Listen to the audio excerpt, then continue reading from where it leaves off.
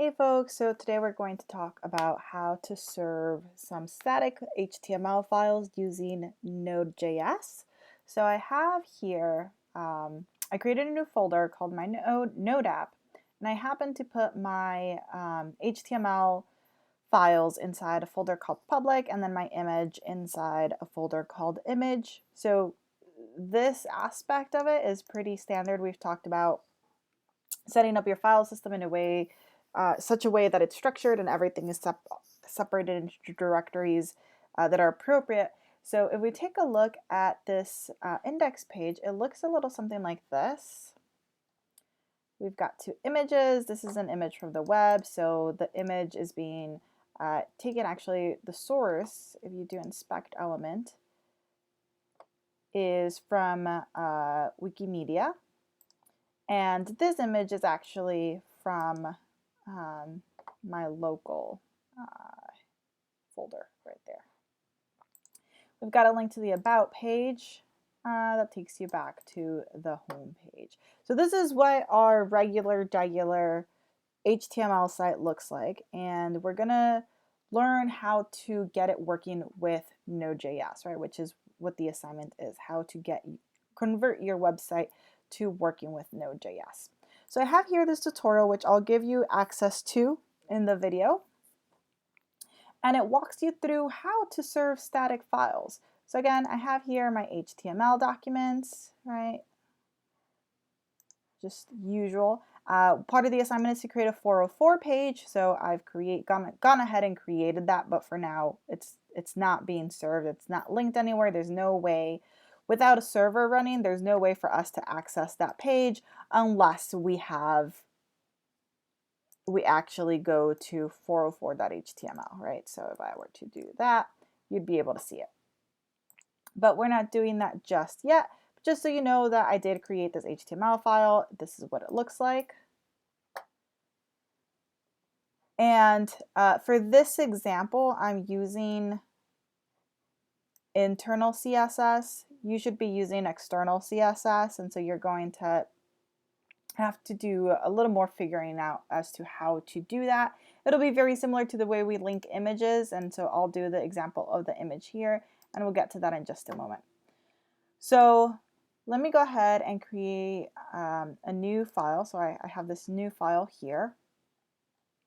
And again, we're not going to copy paste what this is saying because that doesn't allow us to create that muscle memory. So we're going to go ahead and type that out ourselves so that we remember what it is that's happening.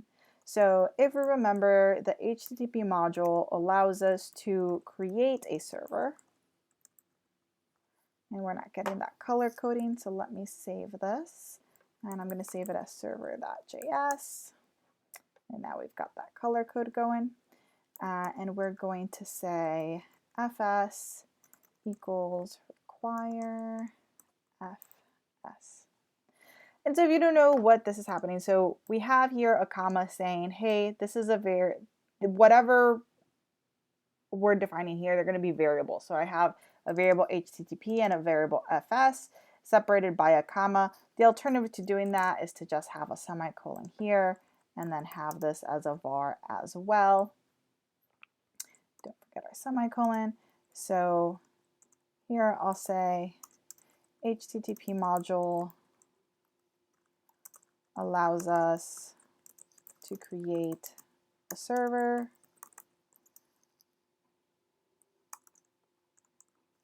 and the FS model, which is new, this is the first time we're seeing it, allows to access file system. And why do we need to access the file system? Well, the files that we're going to be serving, they are in our file system, so we need to make sure that we are able to access those. All right, moving on ahead. So we're going to define a new function called serve static file.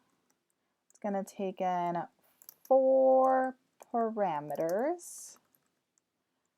Can't spell. Content type and response code.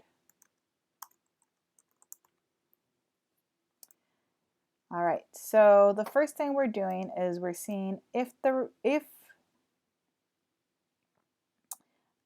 no response code, the response code is going to be 200. So if response code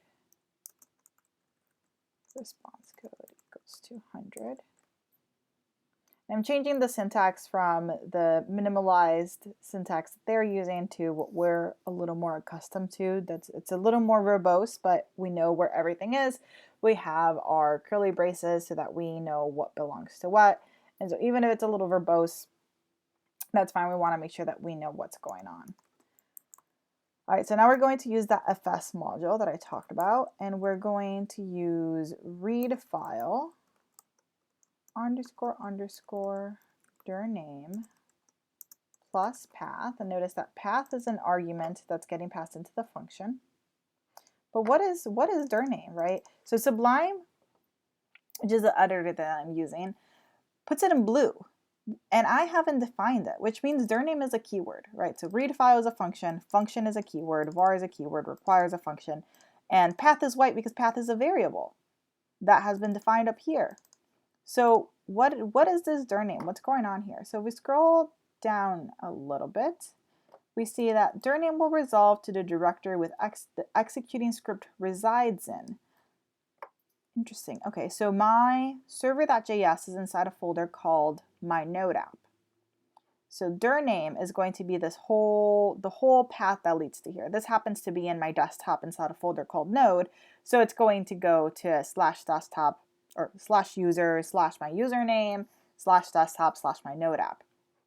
That's what this is going to resolve to.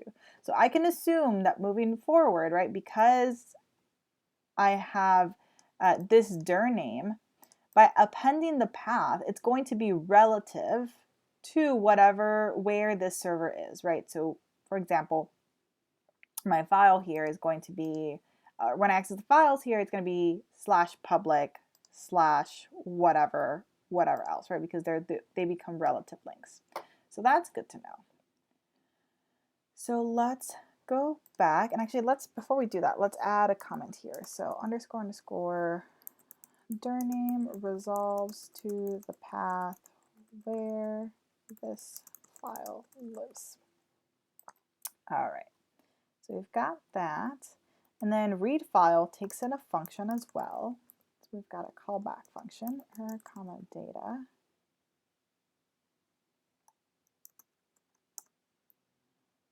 And we're checking if there's an error.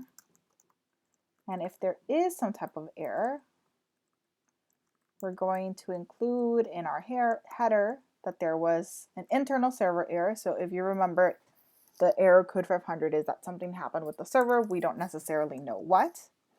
And we should probably give the user an error message. And for this, it doesn't have to be anything fancy. We don't need to create a new page for it. So we'll just say in plain text, not plain text,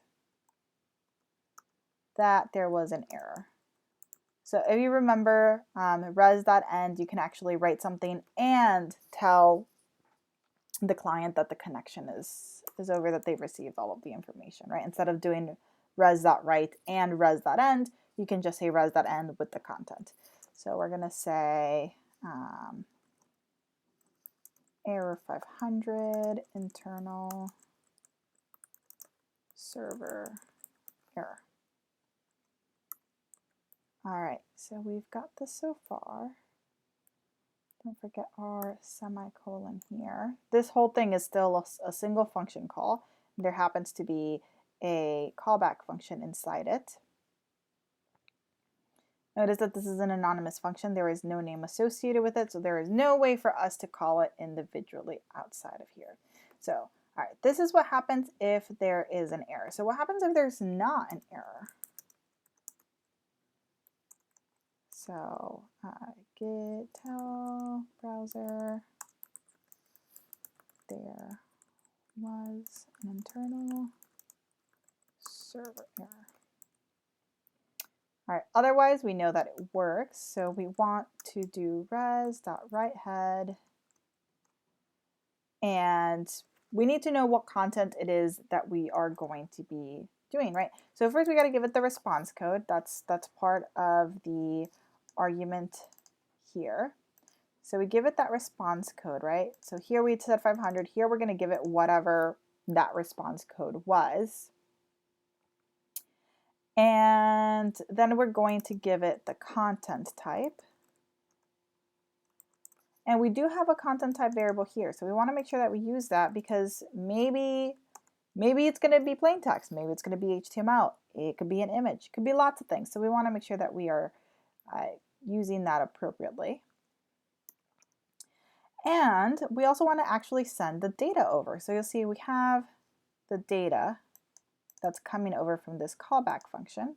So that is what we are going to send over. So we do res.endData. So same thing, just like it writes this back. In this case, it's going to send over whatever data we have, specifying the appropriate content type, and then the browser will figure out how to serve that. Let me make sure I have my semicolons everywhere. Okay, that looks good. So we have this function serve static file. Again, we assume that if there's no response code, everything's okay. We go ahead and we try to read the file that is located at the path that is being passed in. If there is we have a callback function that returns an error and data. If there is an error, we're going to say, hey, look, there was an error, something happened, we don't know what happened, but it was something on our end, right? It was something with the server. Maybe this path is wrong, maybe the file got deleted, removed, who knows? It's just an error and we can't give you that file. But if there is no error, then we're actually going to give the client what they wanted. We're going to specify the content type, which again, we know because when we called serve static file, we had to specify that content type. And we'll give over the data, which is being retrieved from read file. All right, so now that we have all of that, let's actually do our server. So this is where all of the routing stuff that we learned about will come in handy because it's going to be very similar, right? We need to know where these routes are going to go to, right? How can a user access our page? So we're going to go ahead and create that server. So this is similar to what we did in the previous videos. And we have that callback function, again, an anonymous function, doesn't have a name. And it's going to need a semicolon at the end. All right, so the first thing they want us to do is to normalize a URL by removing query string, optional trailing slash, and making it lowercase. That makes sense. So if we remember, I could access something like mysite.com/page. And if I were doing a query, it would have a question mark. And you should remember this from the API lab. If I said, I don't know, API underscore key equals some amount of numbers, and then I wanted to give it another parameter and so on and so forth. So it's saying, get rid of all of this. Anything after the question mark, goodbye. Because we're not going to deal with that right now. We just want to make sure that we can access the page.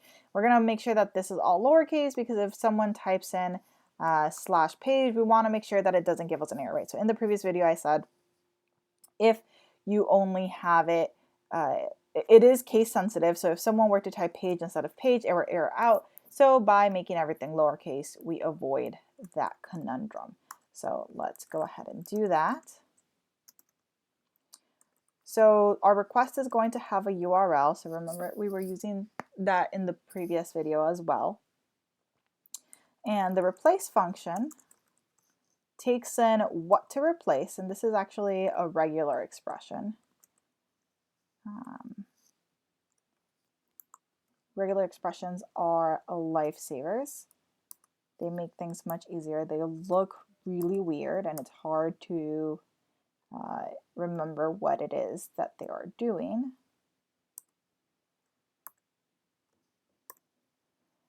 But essentially what we're saying is remove, if you see a question mark, remove anything after that.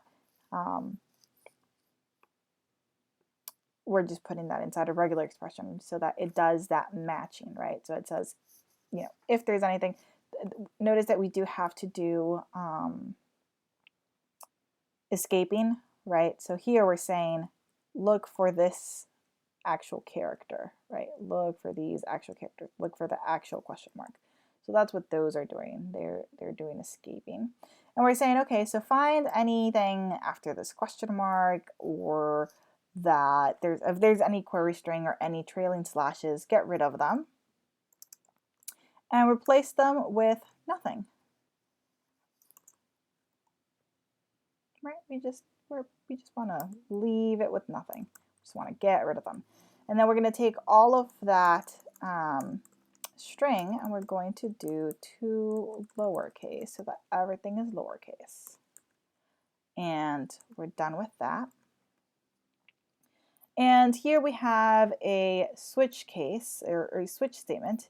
If you're not familiar with the switch statement, it's a simplified version of an if. So instead of having if path equals nothing, then do this, else if path equals /about, then do this, else if blah, blah, blah, and then the default is the equivalent of else, do whatever else. It's a switch statement, like I said, it's just a bunch of if-elses with an else, a trailing else, which is the default case, and the syntax, we just end up typing less.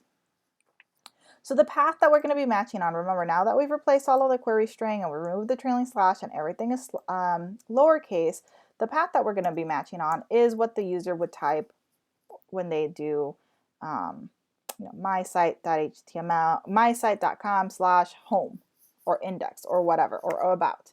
So if you see the files that I only have 2 pages. I have an index page and an about page. So that is what I'm going to be working with. So in the case where there is nothing, right? So if they just go to mysite.com, I want to serve the home page.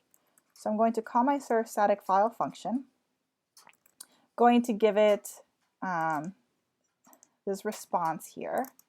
And again, remember that the file locations are relative to where this file is. This file, that means that my index page is inside this public folder. So I'm going to say / go into that public folder and then go into my index.html. And I got to give it a content type. So text /HTML, which we learned from the previous video as well.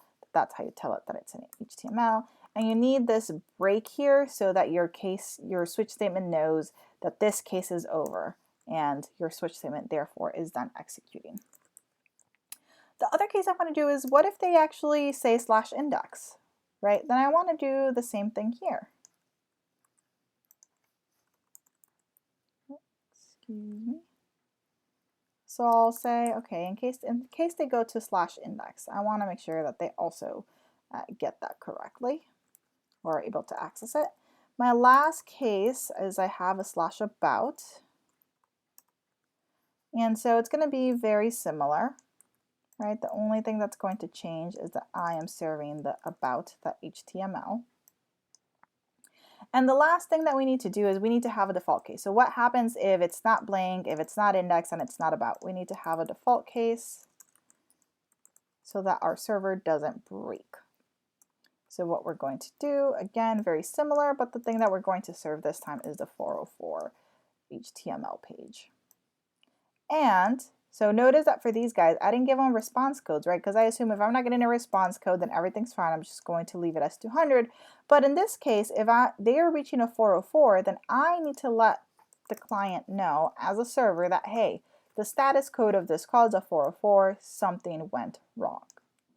So go ahead and set that up, and I give that response code. And the last thing that we do is we set up our port to listen on whatever port we want. So let me go ahead, go up and do what I did last time, which is specify which port we want. And we were using 337 before, so we'll continue using 337. So I'm going to say listen on port. And then again, so that we know that our code is executing correctly, I'll say server running on localhost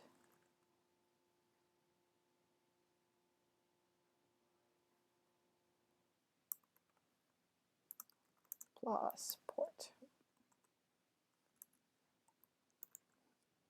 All right, So let's try and run the server now.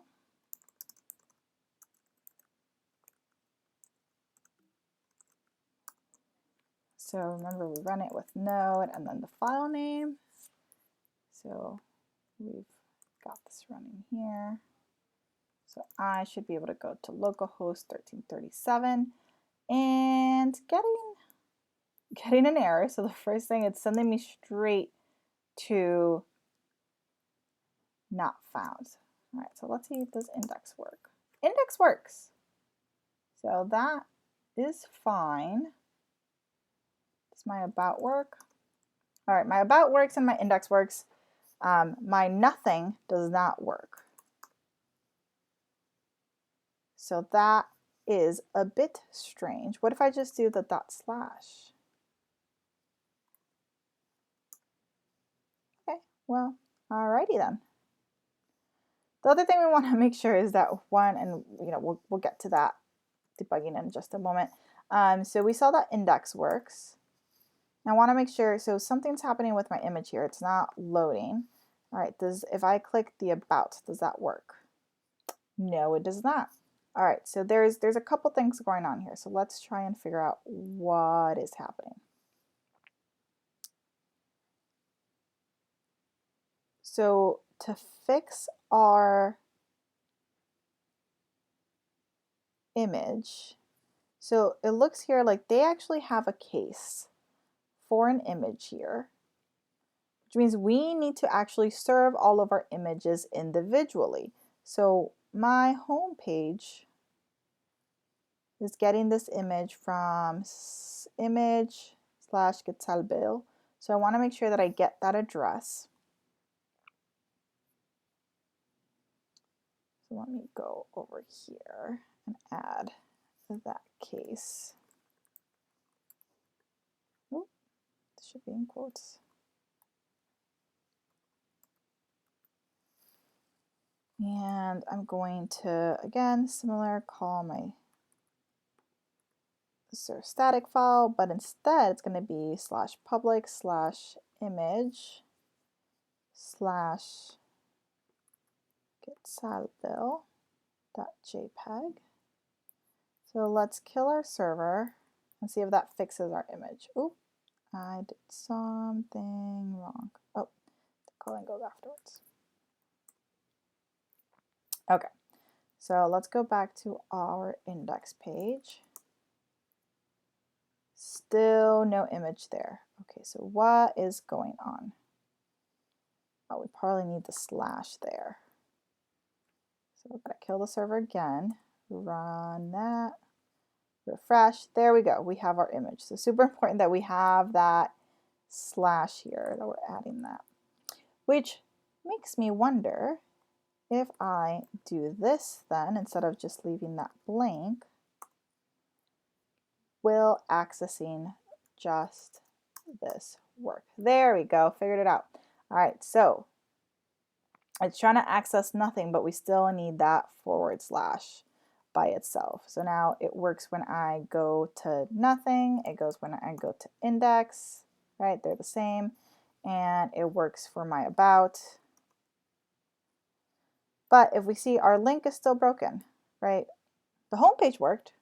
Okay, so this about page is not working. So let's see. We're having our index page go to about.html. Our cases don't have that .html ending, which means we have to go into the HTML and actually switch those links so that instead of saying about.html, it just says about. And then I think in my about, I'm trying to go to index.html. So let me just go to index. And my 404 page was working because I had already left it as just index.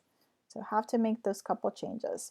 Once you're running Node, your Node server, if you make any changes to the HTML or the CSS or any of the static files being served, you do not need to kill your server. You only need to kill your server if you make any changes to the actual server.js file. So that's a neat little trick there. So let me go back to the home page and click about, and now it's taking me to the about, and I go back to the home page and it works just fine. And if you see, I have my index page actually had a comment. or no, here's a link, a broken link. So let's say I'm trying to go to Pickles. Pickles does not exist. So let me go back. Here's a broken link. This is to make sure that my 404 works, right? So I'm trying to access /pickles, which again, not a link that exists, and my 404 page works. So this is how you serve static files. There's only a couple of changes. You write a new server and then make the appropriate changes to your links to make sure that you're not accessing that .html, and you make sure that you serve all of your images individually. Again, we're doing all of this, we're setting up our server, and it still feels like a lot of copy and pasting. So we'll see you next week when we start using Express, how to clean this up even more. Alrighty, that is it for today.